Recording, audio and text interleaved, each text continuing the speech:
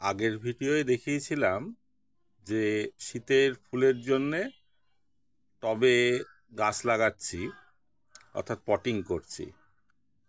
এবার দেখুন কি কি গাছ লাগালাম, কতগুলো লাগালাম।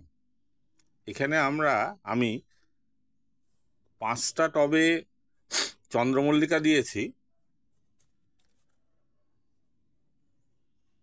দেখুন প্রত্যেকটাতে 2টো করে দিয়েছি চন্দ্রমল্লিকা।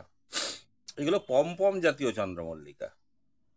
2টো করে দেওয়ার জন্যে গাছগুলো যখন বড় হবে তখন বেশ ঝাঁকড়া হবে, অনেকটা জায়গা জুড়ে থাকবে।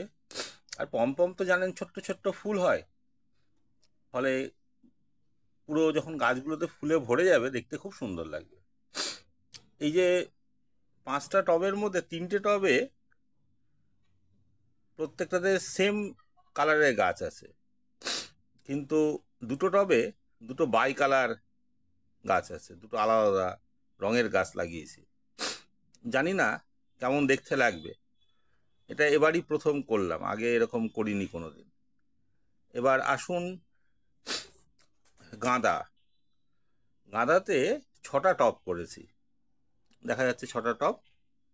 তার মধ্যে প্রথম 3টে হচ্ছে ইনকা, 2টো কালার আছে, একটা হলুদ একটা গোল্ডেন। আর এই যে 3টে গাছ দেখতে পাচ্ছেন, এটা একটা নতুন ভ্যারাইটি দিল, নামটাও বললো নার্সারিতে, সেটা ঠিক মনে নেই। দেখা যাক কেমন ফুল হয়। বলে ছোট ছোট বেশ, গাছটাও ছোট হয়, ফুলগুলোও ছোট ছোট লাল রঙের হবে। এরা একটা বাই কালারের ভ্যারাইটিও আছে বললো। প্রথমবার নিলাম, সেই জন্য আর সেটাকে নেওয়ার সাহস পেলাম না। এই নতুন ধরনের গাছ কেমন হবে, কত বড় হবে, ফুল কেমন হবে বুঝতে পারলাম না বলে এক্সপেরিমেন্ট 3টে নিলাম, সেই জন্য এক্সপেরিমেন্ট করার জন্যে। আর ইনকা স্বাভাবিক প্রতি বছরই লাগানো হয়, তবে এবছর যে ওয়েদার কন্ডিশন, তাতে কেমন গাছগুলি হবে যথেষ্ট সন্দেহ আছে। এখনো বর্ষা চলছে, কটা গাছ বাঁচিয়ে রাখতে পারবো সেটাও জানি না। আর খরচ কেমন হলো সেটাও বলি। এই চন্দ্রমল্লিকাগুলো 8 টাকা, পমপমগুলো 8 টাকা পিস নিচ্ছে, আর এই গাঁদাগুলো 4 টাকা পিস নিচ্ছে।